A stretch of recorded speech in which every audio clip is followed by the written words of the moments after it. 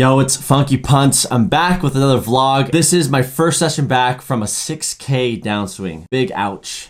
I asked my closest friends and people I look up to in the community, Giljack Poker, Next Gen, hey, what can I do to improve? They all said the same thing: I play high variance too often. I'm sure you guys can see that all in the vlog. I love reading the comments and the criticism. It's really something I do reflect on, even the negative ones. I'm sure there's a piece of gold in every comment that can be helpful for me to improve as a player. You know, I want to be the best I can be. I made some questionable triple barrel bluffs with some questionable hands, just getting out of line for no reason, maybe because I'm bored. Making a lot of hero calls, some right, a lot wrong, and failing to bankroll manage. Thanks for listening. I don't normally talk a lot because I like to keep the intro short and get straight to the hands and just entertain you. If you guys want to subscribe and join my journey, I'd appreciate that a lot. Giljack and I are heading down to Morongo Casino, the RAZE team. We're going to play 2-5 for St. Patrick's Day, so wish me luck. We arrive at Morongo. We buy into the 2-5 game for $500, and the first hand we look down at is 9-8 of clubs. There's one limper. We're going to raise to 20 here, and we end up getting 3 callers: the small blind, the big blind, and the limper. There's $80 in the middle, and the flop comes decent. Queen, 8, 4, 2 spades. It all checks to me. In position here, we don't need to overvalue our pair, so we're just going to check back, multi-way here, and see a turn. The turn is the 6 of diamonds, and then the big blind decides to bet $25 for this price. We're going to call here, and now we're heads up, going to a river, which is the 9 of diamonds. So now we have 2 pair. The big blind decides to slow down. The way he's played this hand, I'm not putting him on a queen holding, so now we're just targeting 8s or 4s. So we're going to bet small, $45, and he does put in the call, and he has exactly what we suspected. He had Jack 8, so he had his out kicked. The 9 saved us. Honestly, if the river wasn't 2 pair, I would have just checked this back. We won our first pot for the vlog. We're feeling great. On to the next one. Trying a more realistic approach to these vlogs. I tend to just put the crazy hands in. All right, here's a fun one. We have ace, deuce of spades in middle position. There's 4 limpers to us. We're going to raise to $40 due to how many limpers are in there. This is a great sizing, maybe even 50. What follows is we get 2 callers, the big blind and under the gun 2, one of the limpers. $135 in the middle, and the flop comes 5, king, 4, 2 diamonds. It checks to me.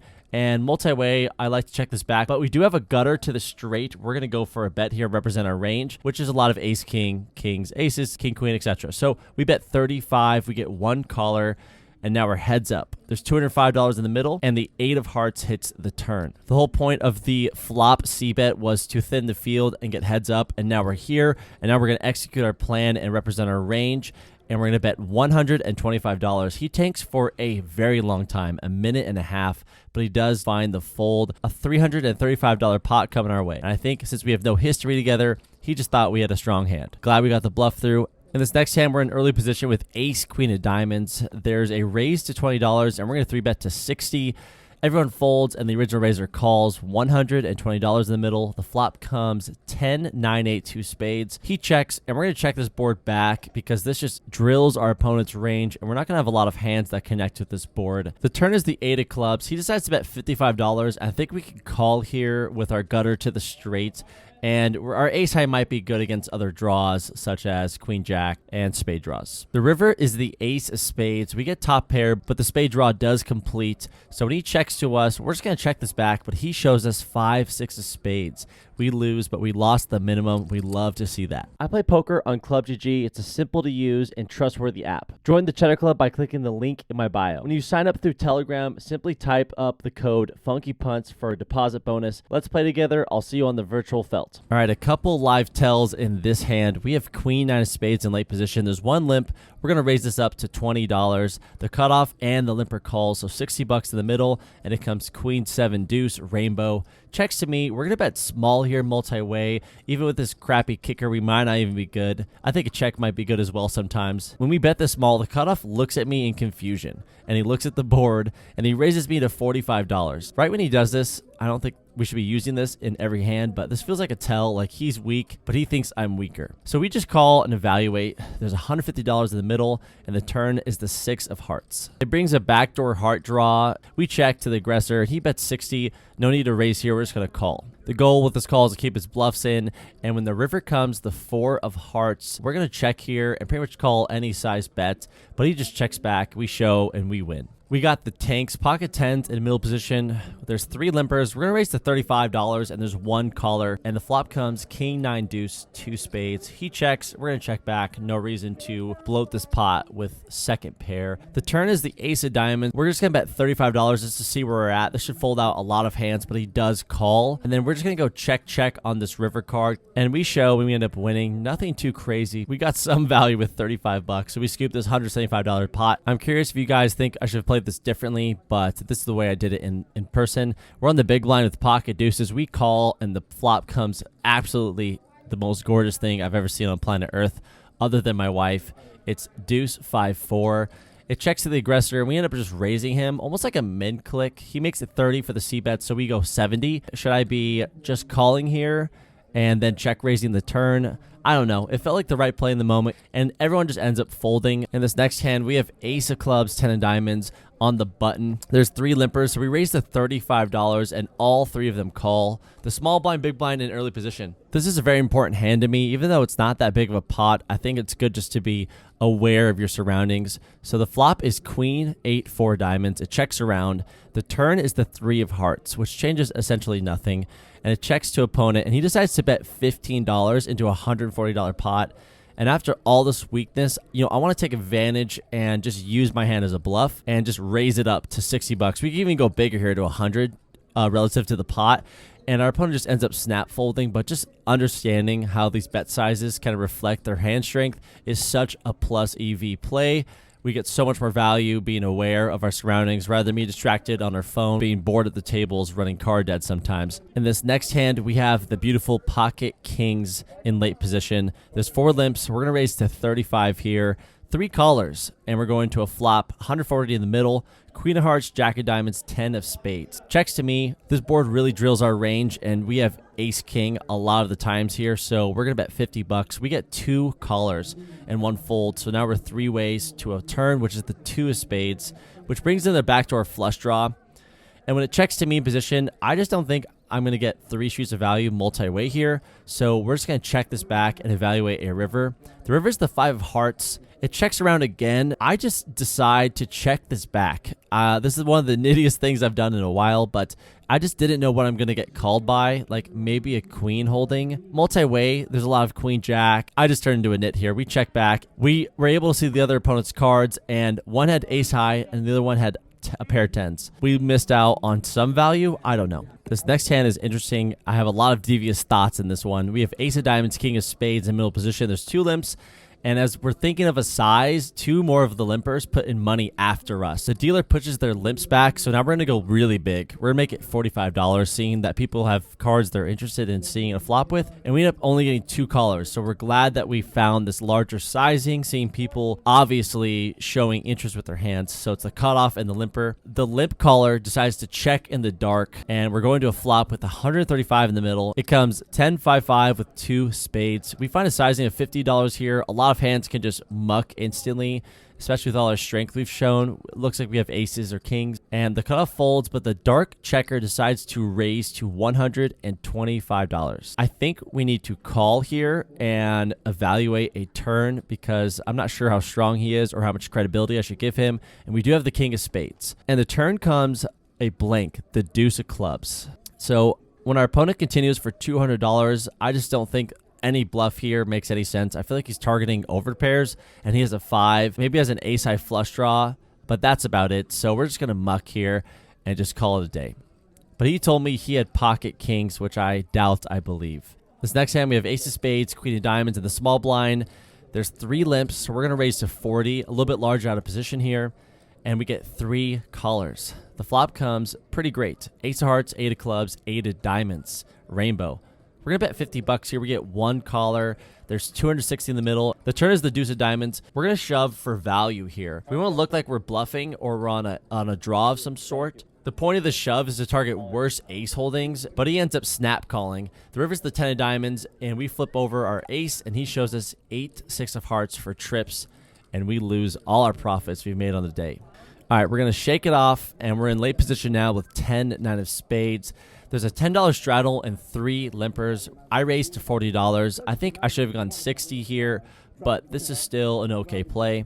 We get 3 callers. We're going to a flop, which is actually great for us. 10, 9, 6 with 2 diamonds. We have top 2 pair. We're multi-way here, and it checks to the limper that was under the gun, and she decides to lead for $70. We're going to jam for protection against any flush draw, straight draw combos, and after it folds to her, she decides to put in the call.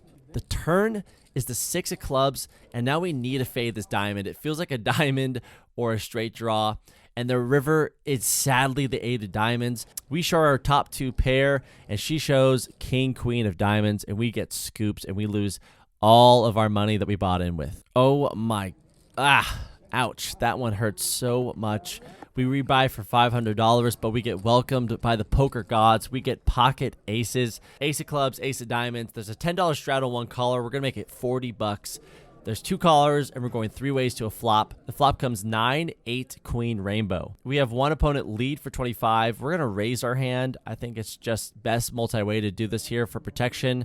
I know 1 pair is not the best, but I think we have the best hand here, especially with a small lead like this. It feels like a draw, so we're going to protect against those. We get a cold call from the opponent to our left. The person who decided to lead 25 folds, and the turn is the 5 of clubs. We bet 125 again. I think this 5 of clubs changes absolutely nothing other than 6, 7, but our opponent does decide to release, and we scoop a nice pot, feeling great about winning that hand. All right, this hand I am proud about. We're in the big blind with king of spades, 9 of clubs. We're going to complete for $5 more. $50 in the middle. We're going like 6 ways, 18 ways to a flop. It comes jack, 8, 10, rainbow. Everyone checks to the button. He bets 25. We're going to call here and evaluate with our open-ended straight draw. And if the queen comes, we'll have the second nuts. There's $100 in the middle, and the turn is the 7 of clubs. So now we have the straight with the 9.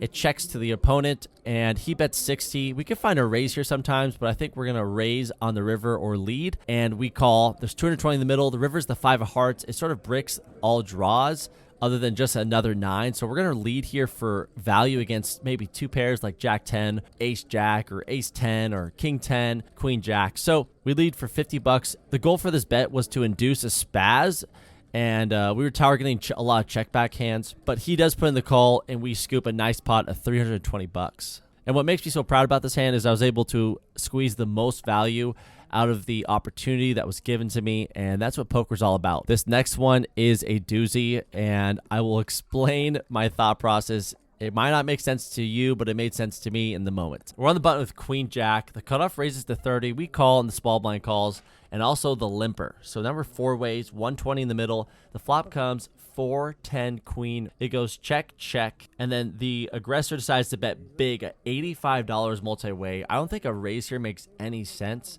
We'll be getting called by pocket 4s and queen 10, and then the small blind calls as well. So this pot is now building, and it's getting massive. The turn is the 9 of spades. The small blind lead jams for $1,500 effective. The opponent, who's the original aggressor, has around $1,500. So when he jams here, I'm flabbergasted. Relative to the sample size I had watching him play, he's been extremely aggressive. King jack gets there, but we block that with queen jack. Doesn't mean he doesn't have it. We just block it. But it also brings in a heart draw and a spade draw on this board. It's very dynamic. So when he jams here, I can't tell if he's spazzing or if he has the nards. We should only be calling here with jack 8, which is the lower end of the straight. I think even a set could find a fold here with this big of a jam, but we do decide to put in the chips. I know this sounds maniacal, but I thought I had a read, and sometimes I can't let go of that feeling. And that's definitely a big hole in my game. So the river is the king, and we chop with king jack. Wow, we got so lucky. This guy rips his entire stack in when he drills the nuts. Not something I understand, but I mean, he got my fish ass to call, so I guess I'm the idiot here. Now that I review this hand, it's like he's never doing this with pocket queens or pocket 10s or pocket 4s or pocket 9s. Like he's just doing this with jack 8 and king jack to protect from flush draws, I guess. So we end up chopping with king jack. We are so lucky. I cannot believe it. In this next hand, we look down at ace of spades, king of clubs in early position. We raise to $20 and get 2 callers, and then the small blind decides to raise to $75. He has only around $400, so we're going to raise to $280 with our premium hand. He goes all in, and we're going to put in the call here. The flop comes queen, queen, 4. We still have ace high. The turn is the 3 of clubs. We need an ace or a king. The river is the 8 of hearts. We show, and he shows us the best hand in poker, pocket aces, and we lose. And now it's time to take a dinner break with Gil and reassess our crazy mistakes we've played so far. After this, we get lunch and take a quick break, Gil and I, and then we put our names on the 2-5 list again, and we buy into the 1-3 game really quick, and we decide to 4-bet a hand that is questionable, and that hand, 4-3 of hearts. I'm not kidding. So when we do this 4-bet, our opponent jams. We're just going to call here because I have absolutely no reason, because I am probably tilted, and it's been a tough month, and we're back, and we're not winning, so we're going crazy. We have 4-3 hearts, and the river comes queen, 9-5, 2 hearts, and the turn is the 6 of hearts. We drill a flush and a straight when the river's the 7 of spades, and we beat pocket kings. So we take that stack at 1-3. We get called to the 2-5 table, and we buy in for around $600 after doubling up. Maybe this is the greatest play I've ever done on this YouTube channel. I mean, it feels like the most profitable thing I've done so far. All right, back to real poker. We have ace of diamonds, king of spades, and we're on the button. There's a $10 straddle and 3 callers. We're going to raise the price to $60, really loving the size. We end up getting 3 callers, going 4 ways to a flop. The flop comes king, 7-4, all diamonds, and we have the ace of diamonds. And what gets even better is the big blind decides to lead into everybody for $45. It folds to me, and I take around a minute to decide if I should raise here. And I think a raise just pushes off all the bluffs, and all the outs that he might be searching for might give us the nuts. He has the queen of diamonds or the jack of diamonds. We want him to get there so we can get more value. So we call, and the turn is the 9 of spades. I think he could be playing a set this way as well. It felt like pocket fours, but I think they'd find a check raise here or a bigger size to lead with. He decides to bet again for $140, around half the pot, and the same plan as before. We're just going to call and evaluate. The river is the 4 of hearts. Feels like a blank to me. It does pair the board, but then he decides to still continue his bet. He puts $200 on the felt. That puts us all in. So we're going to put in the call here, and he tells us he has ace high. Maybe he has ace queen with the queen of diamonds. But yeah, this is huge for my mental game. I was prepared for a loss, but scooping the pot felt unreal. I assumed I was losing, but I just couldn't fold it. It was too strong of a hand. That was a $1,010 pot coming our way. We needed this. All right, on to the next hand. There's a $10 straddle. We have ace of clubs, jack of spades, and under the gun 2. And we're going to decide to limp here, preparing for a limp raise. I think with how splashy this table's been and how loose they've been, a limp raise might be extremely strong. But what ends up happening, we go 5 ways to a flop when the straddler decides to check. Not the biggest deal in the world. Ace jack off isn't the best hand. So here we go to a flop, which is ace of spades, 9 of diamonds, 4 of clubs. The straddler decides to lead for 15. We're just going to call here. He could have some random 2-pair. You know, he has any sort of hands in his range right now. There's 2 folds in the small blind call, so now we're going 3 ways to a turn, which is the queen of spades. It checks to me. We're in position here, but we're going to take the lead and go for value with our ace jack that we've slow played. We're going to bet $30. The small blind calls, and now the straddler folds. This plays is bonkers. The river's the 3 of hearts. He checks to me. He has a short stack. We consider shoving, but I just don't want to value own ourselves against a 2-pair, so we find a healthy sizing of $80. But he takes his time and then rips his entire stack in for $115 more. We are in the tank now. I mean, I guess we can make a hero fold here, but I don't see the point. We put so much money in the middle. It's only $115 more to win out $450, so we got great odds here and a great hand that we have under-repped, and I think that is very relevant. So we find the call, and he shows us an ace. The kicker is a 5. He does not have 2-pair, and we scoop this hand and a nice pot to lead us into the last hand for our day 1 session here at Morongo on St. Patrick's Day. So after being card dead for around an hour, and we've been playing poker for around 10 hours, we look down to king of hearts, king of diamonds. We're under the gun +2, and we're going to raise it up to $30, a little bit bigger here in early position. The button raises to $65. He is a rec player. He's here to have fun and gamble. We're going to find the 4-bet to $150. Really not proud of the sizing. I think 210, 225 would be much better.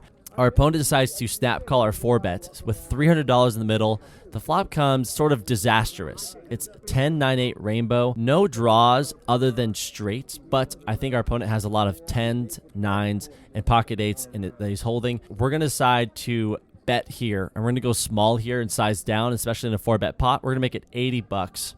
And then he does something that scared the shit out of me. Jams for $500 more.